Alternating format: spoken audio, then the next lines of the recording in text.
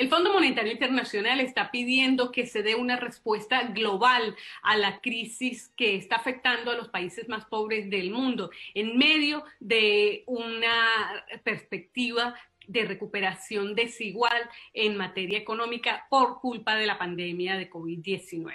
El Fondo Monetario Internacional presenta hoy su reporte de perspectivas económicas trimestral, donde se destaca una recuperación desigual entre los países más ricos y los más pobres, tras un año de la pandemia de COVID-19 que tiene semiparalizada la economía global. En el reporte del FMI se destaca que los países de bajos ingresos necesitarán alrededor de 200.000 millones de dólares hasta el año 2025 para intensificar su respuesta a la pandemia y otros 250.000 millones de dólares para ponerse al día frente a las economías avanzadas. Además, se necesitarán más de 100.000 millones de dólares adicionales si se materializan los riesgos identificados en el escenario de referencia del ente multilateral. Una de las preocupaciones que tiene el organismo multilateral es que el programa de vacunación llamado COVAX, que lidera la Organización Mundial de la Salud,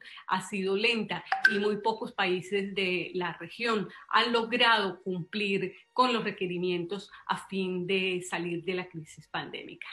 Precisamente sobre esto, América Latina sigue siendo la región más golpeada por la pandemia de COVID-19, lo que está llevando a varios países de la región a endurecer las medidas para evitar que se siga propagando el coronavirus en medio de aumentos de contagios y muertes. Según datos del rastreador de la Universidad Johns Hopkins de Nueva York, al momento se han registrado aproximadamente 56.7 millones de casos de contagio por coronavirus en el continente americano, frente a 46 millones de casos en Europa y 15.3 millones en el sureste asiático. Estados Unidos sigue a la cabeza en el número de contagios con 30.3 millones de casos de coronavirus y más de 551.000 muertes. En el caso de Brasil, que es el segundo en la lista, para el momento se han registrado más de 13 millones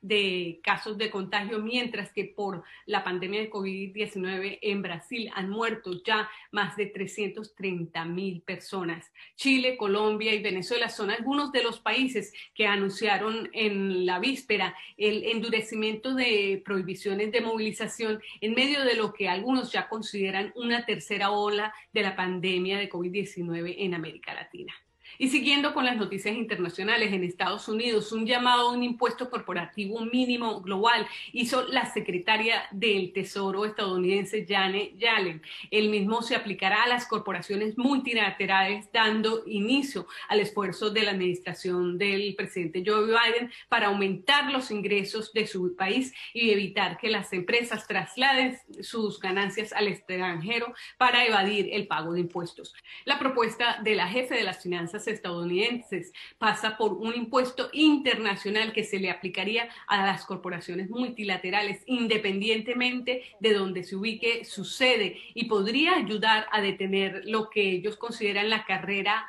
hacia el fondo, en la que los países intentan superarse unos a otros, reduciendo las tasas impositivas para atraer negocios. Y por último, para cerrar las notas internacionales, en España se informa que el desempleo bajó en el mes de marzo, en lo que se considera unas perspectivas positivas de recuperación económica, pese a que la región europea está en lo que se considera la tercera ola pandémica. Datos del Ministerio del Trabajo y de Seguridad Social español